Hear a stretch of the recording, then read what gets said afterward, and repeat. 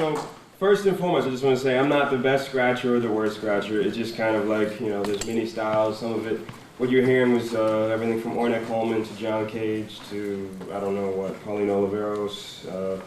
That last one says We Are in Control of Transmissions from an old 50s sci-fi movie, Time Stretch, to DJ Faust, Shorty, and Craze, or elements of James Brown, Joan Dubuffet, all in the space of about 5 minutes or so. So what you were just seeing is a kind of implosion of geographic and spatial signifiers, so to speak, whether or not it's records mixed from 1960s, 50s, 30s, 20s, you name it. All of this is simultaneous, and this is an issue that a lot of art critics, everyone from someone like Walter Benjamin with his essay in the work, the work of art in the age of mechanical reproduction, versus Hal Foster and another critic named Edith Diak were dealing with as well in the 80s when they were trying to describe this sense of narrative implosion that a movement in painting called neo-expressionism brought about. But Edith Diak has a great essay. She used to write for Art Forum, was an editor there. It's called Chameleon in a State of Grace, and she was dealing with this notion of the artist as a nomadic thought process, actually. Instead of the artist creating a sense of like, all right, the static object, the painting on the wall, is now, the finished product of the cultural production process. She was talking about the actual artist's life becoming a kind of a cipher for all the information that, because again, like late 20th century culture, we're dealing with a sense of extreme density. And artwork itself, there's so much previous historical work going on that most of my friends who are artists, who are painters, who are sculptors, who are computer people, you name it, everyone is kind of dealing with what, there's a guy named Deleuze and Guattari, two people, they call it the anxiety of influence. When there are too many influences going on, how do you create? When the artist is faced with this kind of extreme density of information to filter through and process, what becomes the end product of the artist's thought process. So there's different narratives going on here. On one hand, in the 80s, you saw the explosion of painting, again, as a sort of reinscription of the gallery scene in New York or in London or Paris. But on the other hand, you also had the rise of groups based around critiquing media in general, whether it was EBN or Negative Land on one hand in sort of art world underground, or people like, later in a certain sense, someone like Matthew Barney, who's dealing with biological surrealism. I don't know if you know Matthew Barney's work. He does movies based around his sculptures.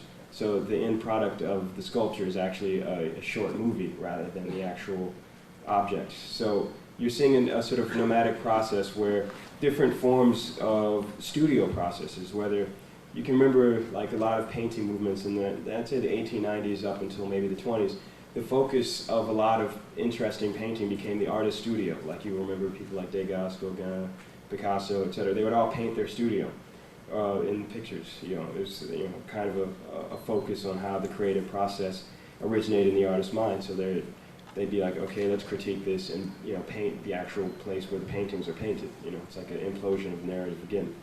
But here at the end of the 20th century, the notion of the studio process has become so, how should I put it, dispersed throughout the culture. Anyone basically, as soon as you start channel surfing, as soon as you start pushing play and selecting different tracks in your CDs, as soon as you download files on the internet, as soon as you send files or email, back and forth, you're dealing with the notion of the studio as condensed into whatever particular object you're working with, whether it's a CD player, the computer, you name it.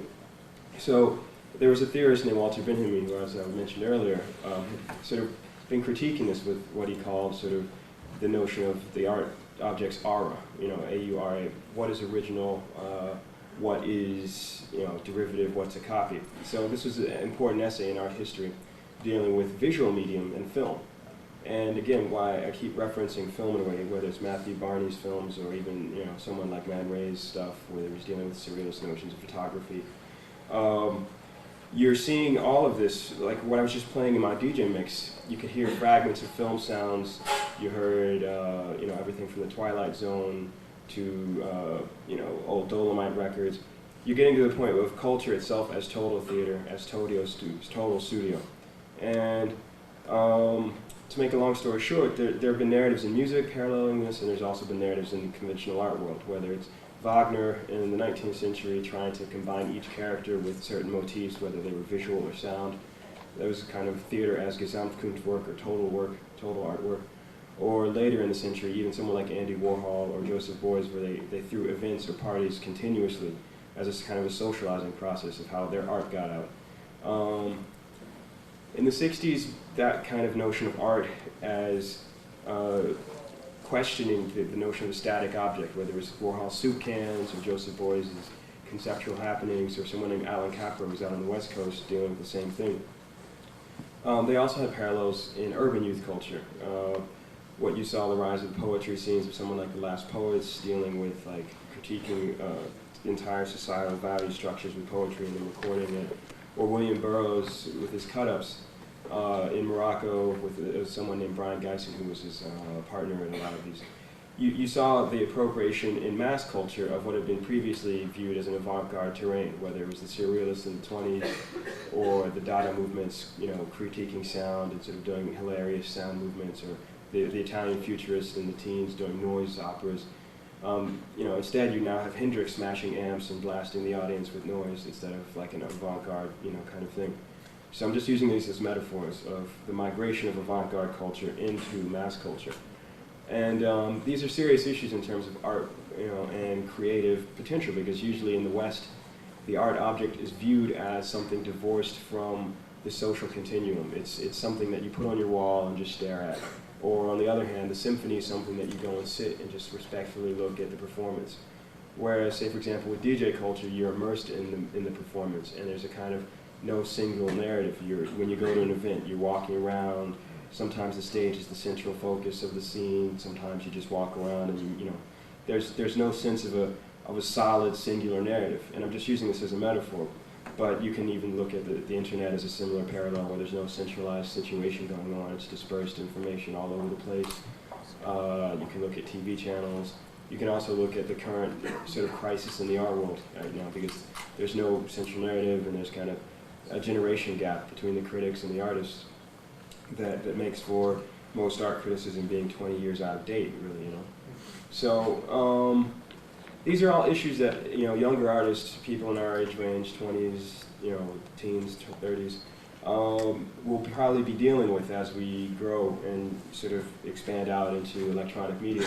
So I wanted to kind of just do this lecture as a conversation rather than a formal thing.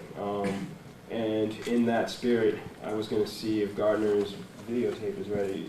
Do we have the videotape queued up? And just to show you an example of what a group of artists out of RISD, which is a school in the U.S. down in Rhode Island, these guys have been doing media critiques for years, and they kind of have absorbed a lot of what I'm talking about as well. But there's other groups, a lot of people do collective art, et cetera, et cetera. So once again, this is informal, and we're going to start, and then after this there'll be questions, so I'll open either one.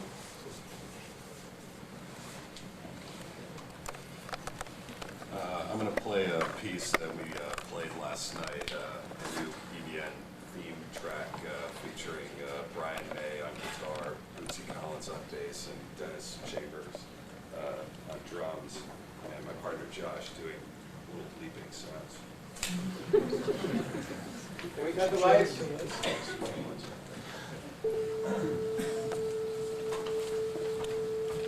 we turn it up a little?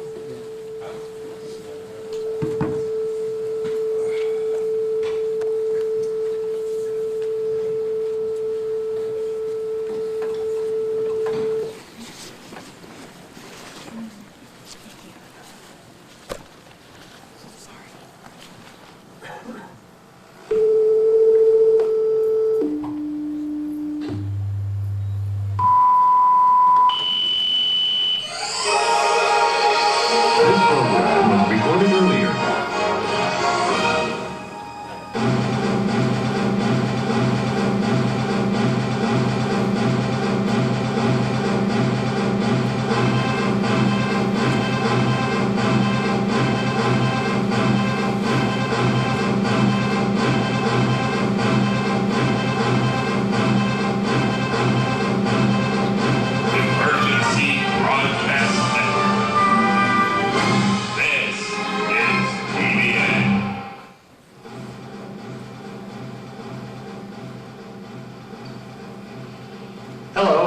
Josh Pearson, and welcome to this special edition of Emergency Broadcast Network's sneak preview focus group screening of our exciting new 1998 season premiere of Emergency Broadcast Network.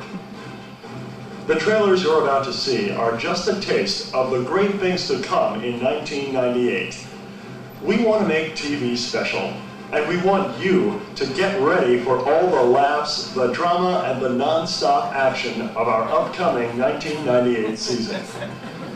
And to help us understand our viewers' needs, your needs, we're conducting focus group screenings like this one. So tonight, remember, while you're watching us, we're watching you. So sit back, relax, and enjoy as we give you a taste of things to come.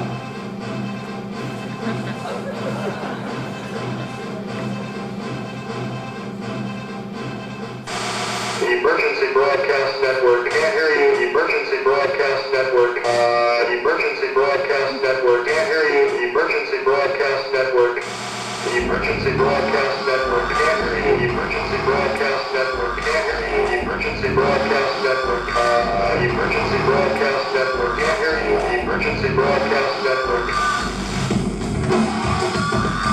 Emergency Broadcast Network, can't hear you. Emergency Broadcast Network, Emergency Broadcast Network, can't hear you. Emergency Broadcast Network, Emergency Broadcast Network, can't hear you. Emergency Broadcast Network, can't hear you. Emergency Broadcast Network, Emergency Broadcast Network, can't hear you.